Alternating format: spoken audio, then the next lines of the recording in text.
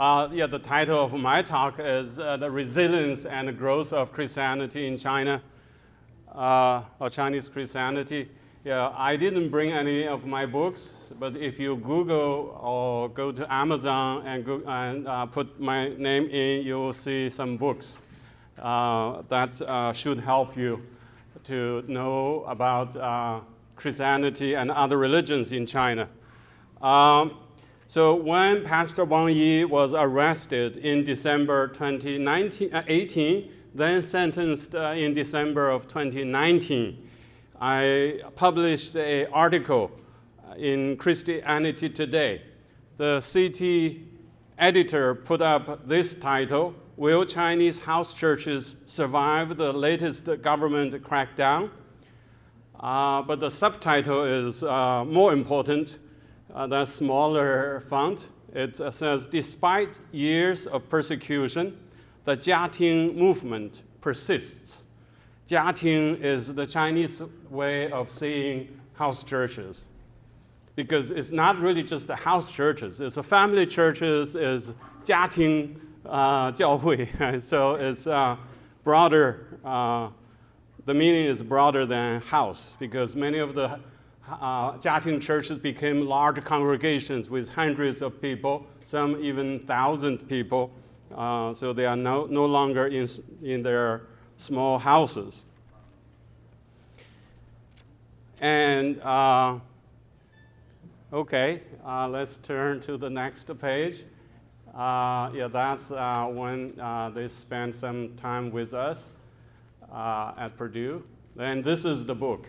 I encourage you to search and get a copy of the book, perhaps even get more copies to share with friends who might be interested in Christianity in China or helping out. So I'll resume here. As a sociologist of religion, I have to use empirical data to answer empirical questions, research questions. That question is, how could Christianity survive and revive under communist rule?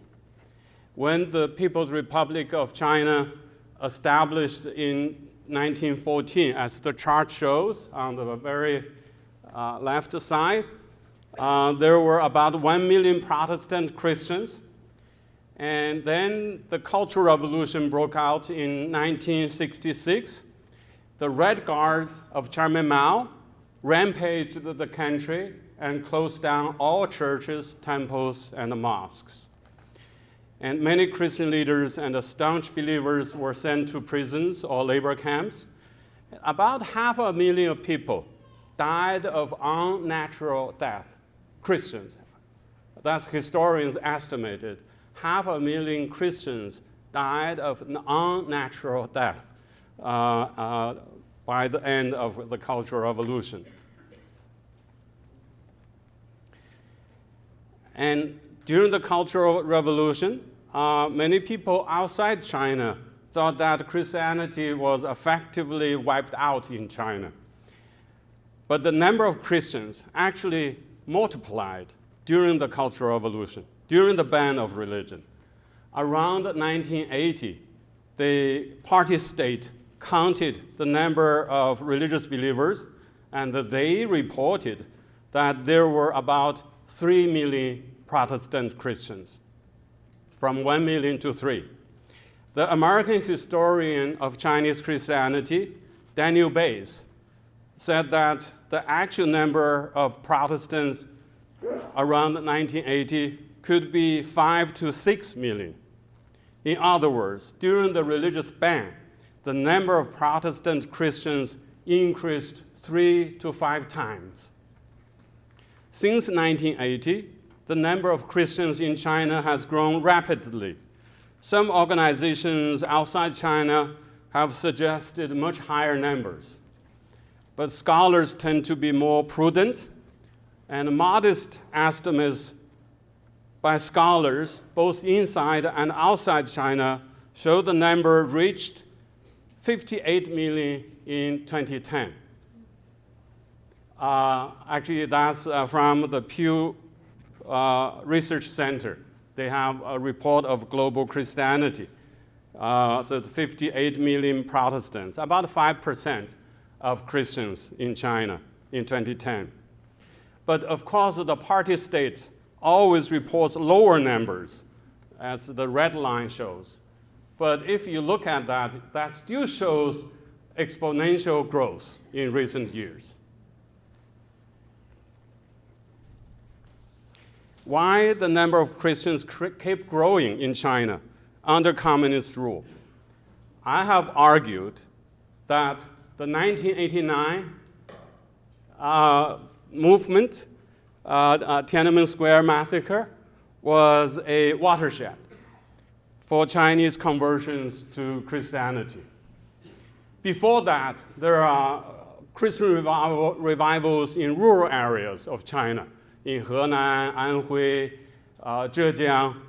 But after 1989, urban areas, young people, college educated, began to turn to Christianity.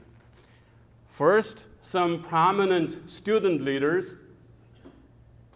of the democracy movement became Christian. This is a list of the 21 student leaders most wanted by the government after Tiananmen incident. 4 of the 21 have become Christian.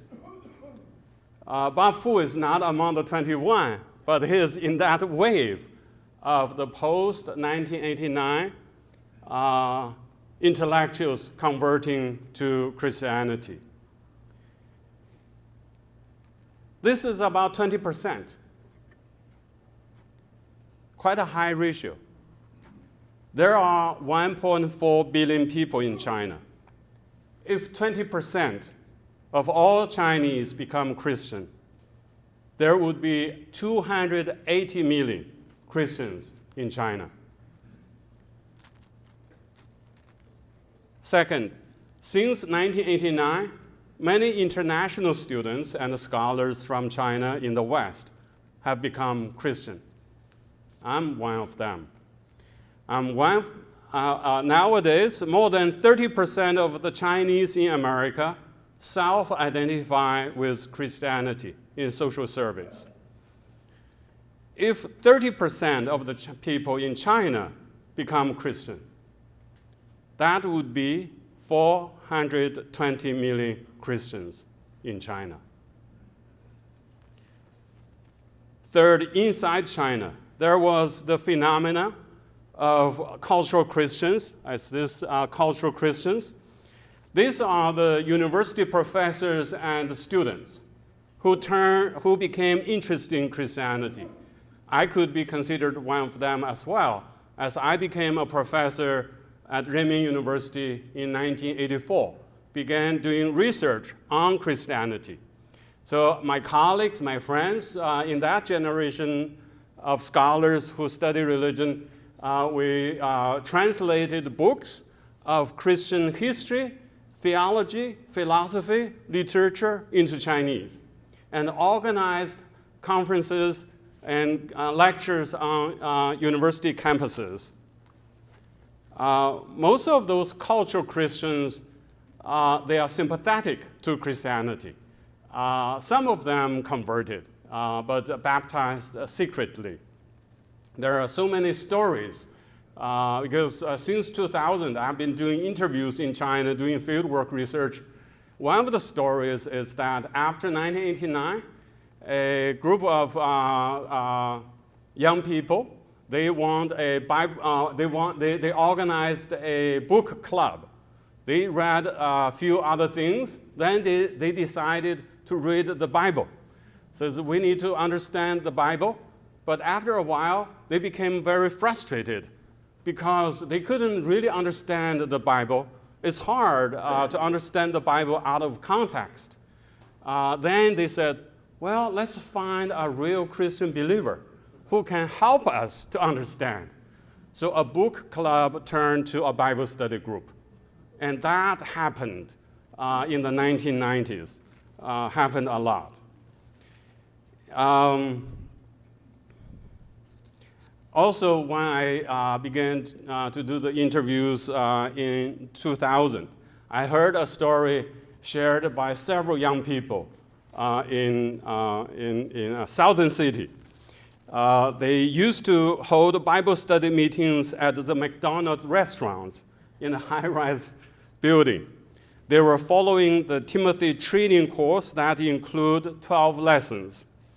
Lesson 1 is the introduction of basic Christian beliefs, and lesson 12 is to equip participants to become evangelists. They had several dozen people attending, and they would spread out to 12 tables at the McDonald's.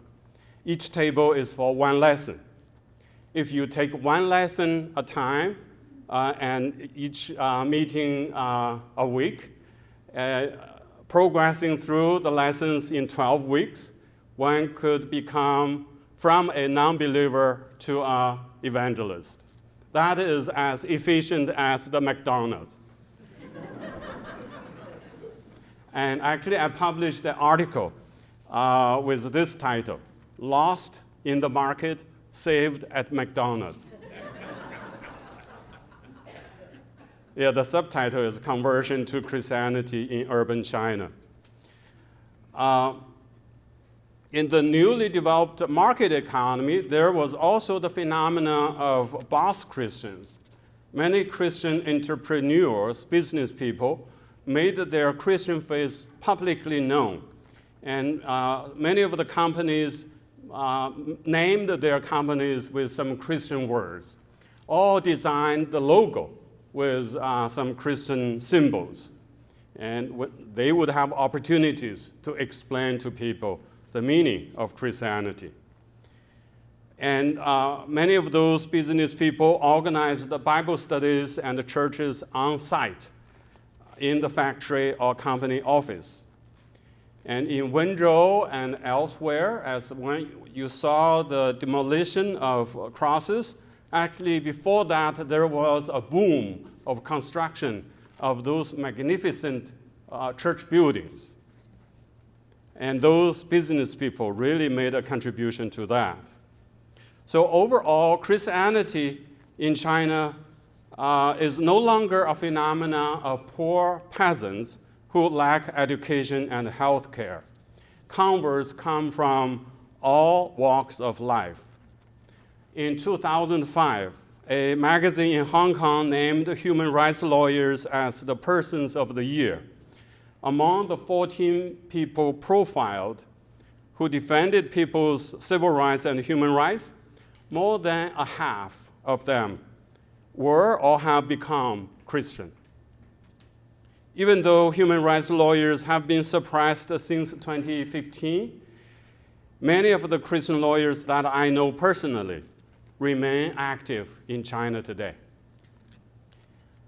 Another category are the artists. I first learned around 2008 in China that among professional artists, there were about 200 to 300 Christians. I visited some of their studios and galleries. In 2019, we organized an art exhibition at Purdue University and also organized a symposium to go with the exhibition on Chinese Christian art and literature. And last week, I spoke at Taylor University in Upland, Indiana. I spoke at the chapel service. Over 1,000 students and the faculty attended, and there are people outside the door. So they were very interested. There's an exhibition.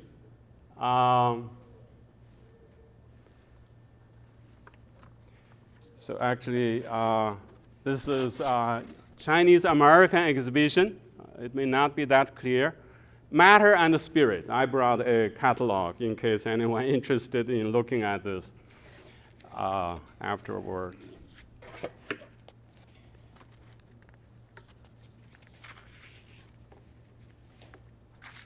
Yeah, this exhibition at Taylor University is a travel exhibition. I believe it was also shown at Hope College here some time ago.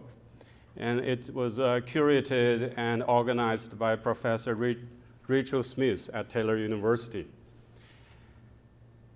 So even though Christians are prevented from public service in the government, many converts are part of the cultural elite who have broad social influences beyond the church walls.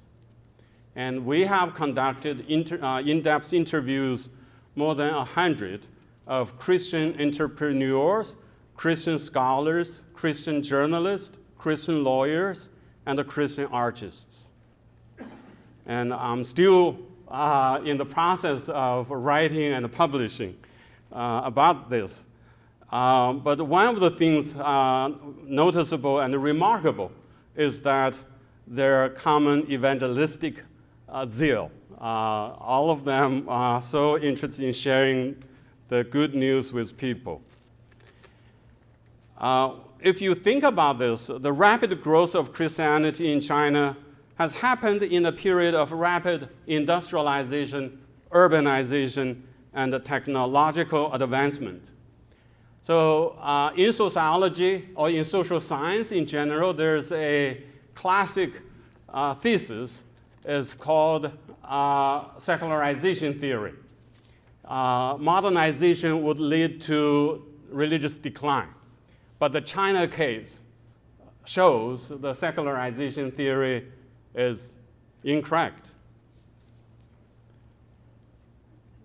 And the China case also shows Christianity and modernity are compatible in the Chinese context. But I think this is important is if this argument is true, it has very important implications. It means that as long as China continues its modernizing effort, the growth of Christianity will be unstoppable. The growth may slow down when suppression intensifies, like now.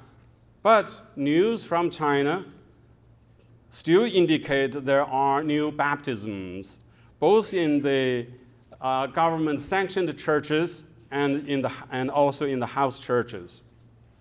Some people have said that China right now, under Xi Jinping, has launched a Cultural Revolution version 2.0. But nowadays, it's hard to imagine that China will ban religions again or ban Christianity alone.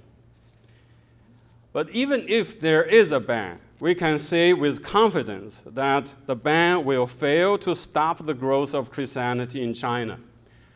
The confidence comes from the patterns of the past.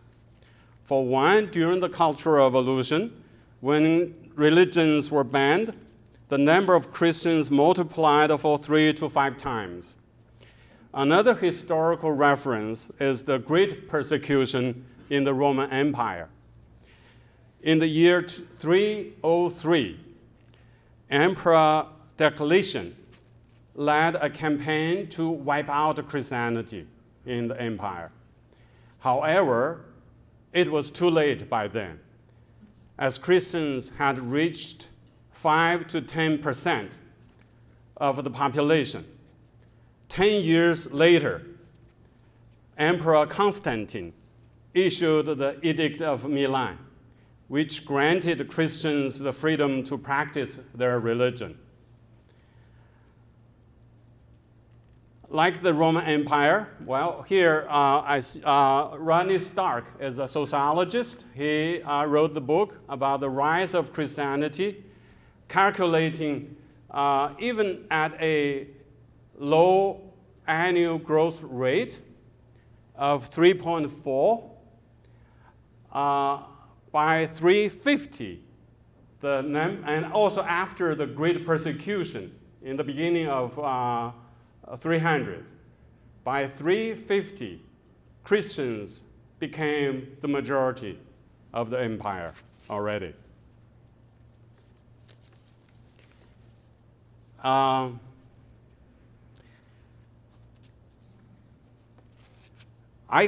think there are some similarities between China today and the ancient Roman Empire. Like the Roman Empire, China is a big country with vast land and diverse cultures. That means it's very hard to enforce policies uniformly across the country. Its military and economy are becoming strong. It has built highways and high-speed rails. It is undergoing rapid social change. All of these factors may facilitate evangelism. I think it's really a matter of time before China's leaders realize that if they want to stay in power, they have to come to terms with the growing Christian population. Maybe move back to the previous slide to think a little bit about if Christianity continues to grow in China, what will happen? This chart maybe a little bit too much information to see at once, but if you look at from 2010 or 2018, that's the last numbers reported either by scholars or by the Chinese government.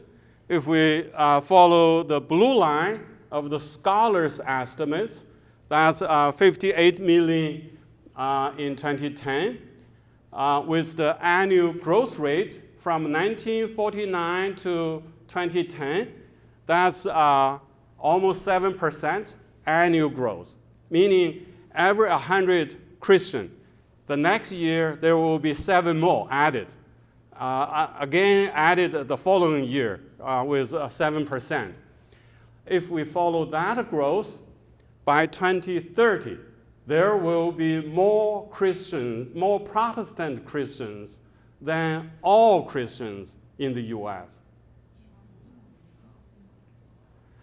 The Pew Research Center made the report in the US in 2020.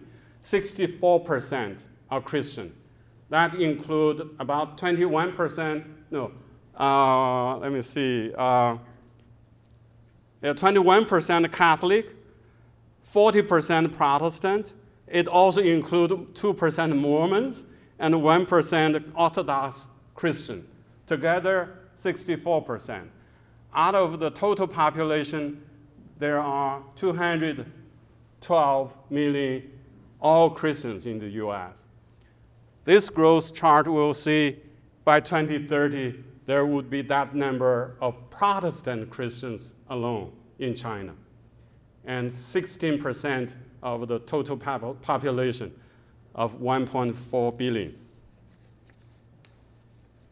Of course, the Chinese Communist Party says, no, we don't have that many Christians. And based on their report, the red line, there were 38 million in 2018.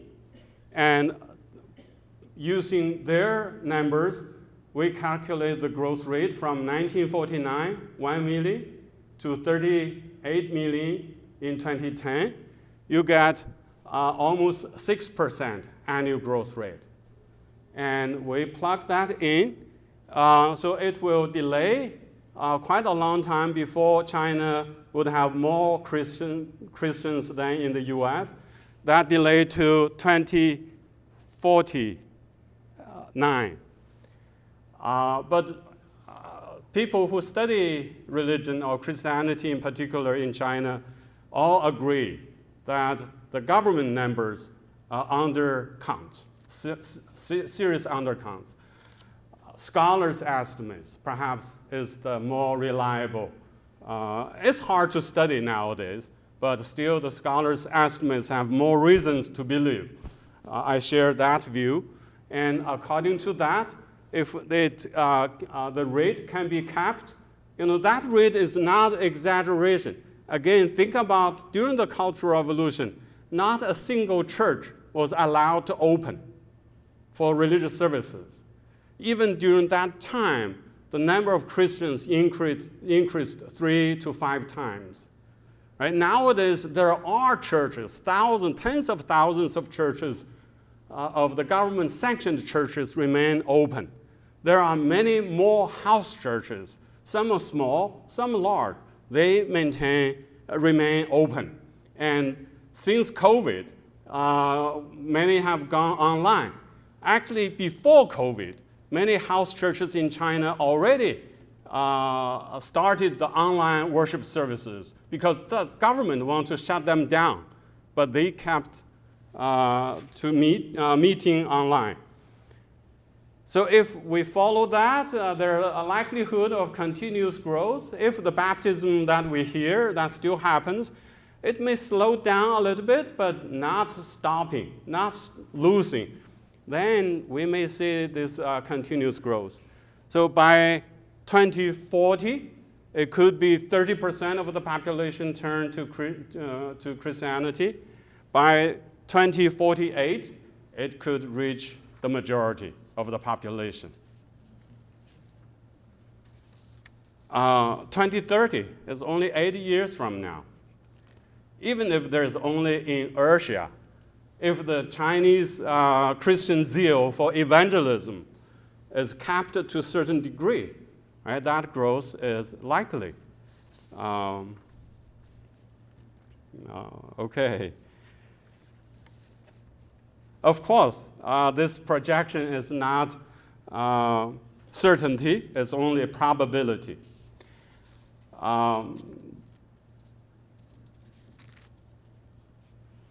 Yeah, I can think of some other cases.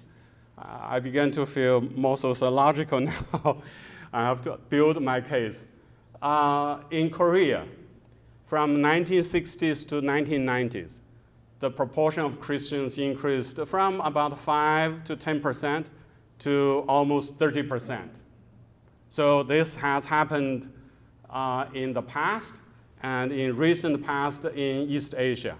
So now our center is called the Center on Religion and the Global East. I want to have a better understanding of religions in Korea, in Japan, in Taiwan, in the surrounding areas of China, in order to understand China better. So if that happened to Korea, that could happen to China. Now you may know that Korea sent out the second largest number of missionaries. Number one is still the US. Number two is Korea. Korea has 30%, less than 30% Christian of 70 million people. So if that happened to Korea, what would happen to China? China already, many churches have prepared to do missions. If it were not for the current leader Xi Jinping's severe or intensified suppression, you could have seen many Chinese missionaries working in many parts of the world already. Okay, so let's flip quickly to finish this few slides. This is a map of ancient Roman Empire at the beginning of 300s. Only a few places have high concentration of Christians. In the vast land of the empire, most of the places have very scarce Christians. And compare this to China today. The next, please. This is a map we made of Christian churches in China based on the government census data. It's also scattered around the whole country, but concentrated in North China, Central China, and Northeast China. That's heavily populated places. To me, it's quite similar to the 4th century Roman Empire, the situation. Okay, next. We know that in Roman Empire, Romans built those Roman avenues, highways for military reasons. but those roads helped commerce and helped evangelism. People can travel easily to reach corners of the empire. Then let's look at China. China built many highways, paved ways, but also railroads and the fast railroad, the fast train. The US, we don't have any, but in China now is take really only a few hours between Beijing and Shanghai. And a pastor in Wenzhou, Huang Yizi, he was jailed for his resistance to the cross demolition. He was jailed for 1 year. In prison, he said, I came to contact with about 180 inmates. Most of them were convicted of thieves or trials, gangs, or white-collar crimes. And he said, about 120 of them, after I shared gospel, they believed. And 40 of them says, I cannot believe, but I like you. And only 20 rejected outright. After Pastor Huang was released from prison, now he's a popular preacher. He often preaches on one single weekend in several cities. How could he do that? Fast train. He preached at one place, take the train to the next city that's miles, hundreds of miles away, then he preached again. So this kind of technology has enabled this evangelism. So given all of these developments, I've been pondering this question. The final slide. Is China the new Roman Empire? History does not repeat, of course, but rhymes. Before the Edict of Milan moment comes to China, of course, many Christians will suffer. The prison theology is relevant because Christians may have to go through the Great Persecution version 2.0. But if China is the new Roman Empire, we got a lot of work to do. In my view, it is not so much about political activism, but more on developing theologies in response to the rising China and the changing world, and training ministers, evangelists, and missionaries, and making design blueprints for future social institutions. Actually, Bob Fu didn't bring another book of his dissertation-turned book. I like that book a lot. I hope you can bring that up, because that's more of a design for the future China. What will happen to religions? Right? So how could Christians to be truthful to their beliefs, but also maintain religious freedom for others? So to conclude, I would say we all must do what God calls each of us to do. We put our faith in God, who will keep the river of life flowing in China, flowing in America, and flowing around the world. Finally, this is a gift. I published this book in 2018. You can still buy a copy from Amazon, hard copy. But I made the digital version open access, so it's free for everyone. If you want to know the situation of religions in China, this is a very good introduction. All right, I'll stop here. Thank you.